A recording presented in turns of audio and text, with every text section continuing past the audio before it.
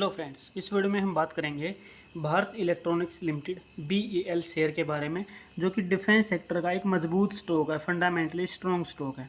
अभी वीडियो शुरू करने से पहले आपको एक चीज़ बता देता हूं दोस्तों कि डिफेंस सेक्टर के स्टॉक और रेलवे सेक्टर के स्टॉक दोनों के दोनों स्टॉक पिछले एक महीने से गिर रहे हैं। डिफेंस सेक्टर के स्टॉक के बारे में ICICI सिक्योरिटीज़ ने क्या बोला है कि 77 और 74% तक का ड्रॉप इन स्टॉक्स में देखने को मिल सकता है, जैसे कि मझगांव डॉक, कोचिन शिपयार्ड। ठीक है, तो इस तरीके के जो भी स्टॉक्स हैं उनमें GRSE इन स्टॉक्स में, ठीक है, और इन स्टॉक्स में ड्रॉप भी हुआ है। लेकिन यहाँ पे हम बात कर रहे हैं BEL की, तो यहाँ पे भी आप देख रहे हो कि एक दिन में भी प्राइस ड्रॉप हुआ है और पिछले एक महीने से भी प्राइस ड्रॉप हो रहा है दोस्तों। अब इसके पीछे का रीज़न अगर मैं बताऊंगा, क्योंकि अगर एक पॉजिटिव न्यूज़ बात करें सबसे पहले, तो डिफेंस सेक्टर और रेलवे सेक्टर एक बैकबोन होती हैं किसी भी कंट्री की। तो वहाँ पे उस कंट्री की गवर्नमेंट क्या करेगी, डिफेंस सेक्टर को मजबूत करेगी।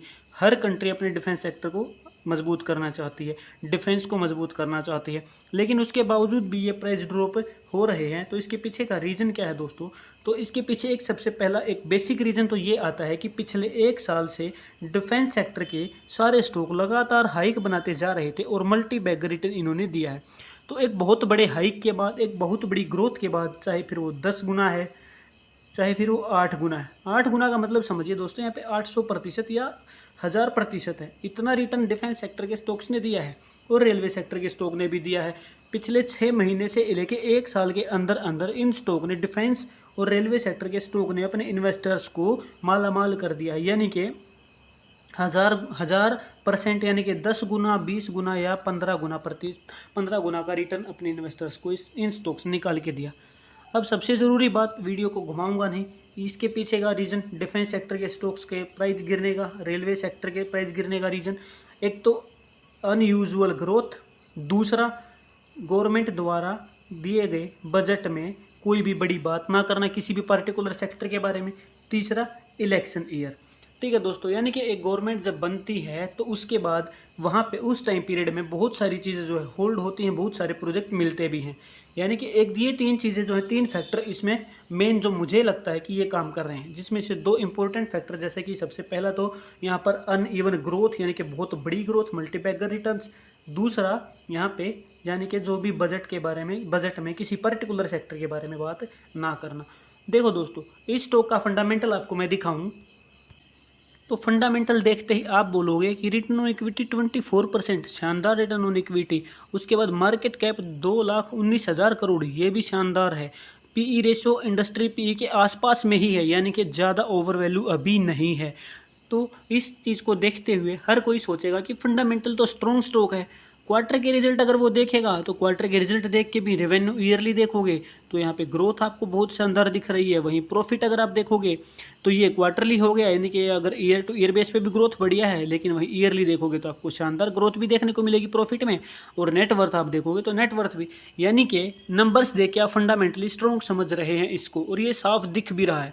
लेकिन ड्रॉप का रीज़न मैंने आपको बता ही दिया है। तो अभी मार्केट को थोड़ा संभलने देते हैं, डिफेंस सेक्टर के स्टॉक्स और रेलवे सेक्टर के स्टॉक्स, इस मार्केट को अभी संभलने देते हैं।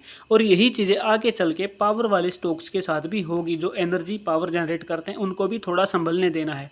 एक हाइक के बाद मैक्सिमम तो पिछले एक वीक से संभलने शुरू हो गए हैं। अब इसके पीछे एक और रीज़न प्राइस ड्रॉप की दिखा देता हूँ। यहाँ पे आप देखोगे तो म्यूचुअल फंड यहाँ पे 16% है, ठीक है दोस्तों। और उसके बाद जून 2023 में यहाँ पे देखोगे तो म्यूचुअल फंड 19% था, ठीक है फ्रेंड्स। तो यहाँ पे मार्च में भी 18%, यानी कि 2% का ड्रॉप एक इंस्टीट्यूशन में आना बहुत बड़े नंबर ऑफ शेयर्स की सेलिंग होता है, ठीक है। तो इसकी वजह से भी ड्रॉप। अब म्यूचुअल फंड जो भी है या फिर इंस्टीट्यूशंस हैं, इंस्टीट्यूशंस क्या करते हैं, स्पेशली DII क्या करेगा दोस्तों, DII जब हाइक पे प्राइस बनाएगा, उसके बाद जब उसको लगेगा कि हाँ अब प्राइस साइडवेज हो सकता है, अभी इन्वेस्टर्स की थिंकिंग चेंज हो सकती है, या फिर एक प्राइस ने जब एक हाइक बनाया, यानी कि एक प्राइस यहाँ पे पहुँचा पीक पे, तो अब उसको समझ में आ गया इंस्टीट्यूशन को कि हाँ यहाँ पे रिटेल इन्वेस्टर्स अब दौड़ा दौड़ा आएगा। किस बेस पे? यूट्यूब पे न्यूज़ देखेगा, इंस्टाग्राम पे न्यूज़ देखेगा, सोशल मीडिया पे उन चीज़ों के बारे में पढ़ के आएगा, सुन के आएगा। जैसे कि ये स्टॉक है भारत इलेक्ट्रॉनिक्स, तो ये प्राइस हाइक बनाया इस पॉइंट पे। इन चीज़ों को एक बार टेक्निकल पे चल के डिस्कस करते हैं। वहाँ पे ये देखो, ये मई है और ये जून है, ठीक है। तो यहाँ पे अप्रैल, मई और जून ये टाइम में क्या किया, जब इंस्टीट्यूशंस को समझ में आ गया कि यहाँ पे प्राइस हाइक हो गया है, अभी रिटेल इन्वेस्टर्स आएगा, ये पूरा का पूरा जोन में एफआईआई थोड़ा सा है लेकिन मैक्सिमम यहाँ पर रिटेल इन्वेस्टर है। जब म्यूचुअल फंड को पता चल गया कि यहाँ रिटेल इन्वेस्टर आएगा, क्योंकि एक बायर तब अपना ऑर्डर सेल कर पाता है जब उसके लिए एक सेलर हो, और एक सेलर अपना ऑर्डर तब प्लेस कर पाएगा उसके लिए बायर अवेलेबल हो। यहाँ पे बायर कौन है, रिटेल इन्वेस्टर है। ठीक है, तो रिटेल इन्वेस्टर क्या समझ रहा है कि फंडामेंटली स्टॉक तो स्ट्रॉन्ग है। हाँ दोस्तों, ये स्टॉक फंडामेंटली स्ट्रॉन्ग है और ये आगे चल के वापस ऊपर जाएगा ही जाएगा, ये कन्फर्म है। ठीक है, अगर कंपनी को सरकार ने बंद नहीं किया तो अगर ये कंपनी जिंदा है तो ये अपने प्राइस को ऊपर लेके जाएगी, ये कन्फर्म है। ठीक है, अब यहाँ पे बात करेंगे तो क्या हो रहा है कि जो DII है यानी कि इंस्टीट्यूशन है, उसके लिए बायर यहाँ पे अवेलेबल हो गए हैं। कौन है बायर, रिटेल इन्वेस्टर जो कि न्यूज़ पढ़ के आए हैं, जिन्होंने देखा कि बहुत स्ट्रॉन्ग स्टॉक है। हाँ दोस्तों, ये डिफेंस के लिए बहुत अच्छे काम कर रहे हैं, बिना इलेक्ट्रिकल सिस्टम के डिफेंस चल ही नहीं सकता। तो ये चीज़ें अभी क्या होगा, कुछ टाइम के बाद जब ये प्राइस ड्रॉप होगा, Q2 के रिजल्ट आएंगे, तब आप देखोगे कि यहाँ पे आके इंस्टीट्यूशंस दोबारा एक्टिव होंगे। यानी कि जब इसमें रिटेल इन्वेस्टर्स ट्रैप होकर यहाँ पे आ जाएंगे धीरे धीरे, जब ये प्राइस ड्रॉप होगा, रिटेल इन्वेस्टर डरेंगे, 10% के ड्रॉप पे या 4% के ड्रॉप पे अपना स्टॉप लॉस खाएंगे और यहाँ से निकलेंगे, तब यहाँ पे म्यूचुअल फंड दोबारा से आएगा, यानी कि इंस्टीट्यूशंस यहाँ पे दोबारा आएंगे और वो इस प्राइस को दोबारा ऊपर ले जाएंगे और एक ऐसे ही हाइक के बाद दोबारा सेल करना शुरू कर देंगे।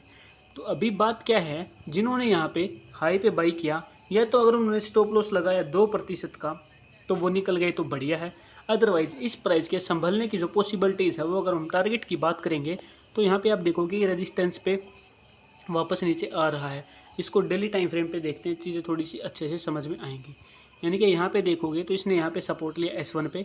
अब प्राइस अगर दोबारा से आएगा तो पहला सपोर्ट इसका यही बन रहा है 284, उसके बाद टारगेट 312 का शॉर्टर टारगेट पर। ठीक है, जो छोटा टारगेट बन रहा है पास में। उसके बाद दूसरा टारगेट यहाँ पे 325 से 30 के आसपास, तीसरा टारगेट जो है 344 के आसपास। जो सपोर्ट रहेगा वो 284 के आसपास, इसका सपोर्ट यहाँ पे है। वीकली टाइम फ्रेम की अगर बात करेंगे तो यहाँ पे इसका प्राइस जो अगर ड्रॉप होगा तो R2 यानी कि 250 तक पॉसिबिलिटीज़ है। अगर मार्केट इसी तरह साइडवेज रह के नीचे की तरफ ब्रेकआउट देती है तो यहाँ पे 250 सपोर्ट, दूसरा सपोर्ट 217। अगर टारगेट की बात करेंगे तो पहला टारगेट 380 और अगर दूसरे टारगेट की बात करें दूसरा टारगेट 445, ये मिलने की पॉसिबिलिटीज़ हैं। वीडियोज़ आपको पसंद आती है, वीडियोज़ को लाइक करें और अपने फ्रेंड्स को भी इन चीज़ों को शेयर करें और चैनल को सब्सक्राइब करना तो बिल्कुल भी ना भूलें। Thank you very much.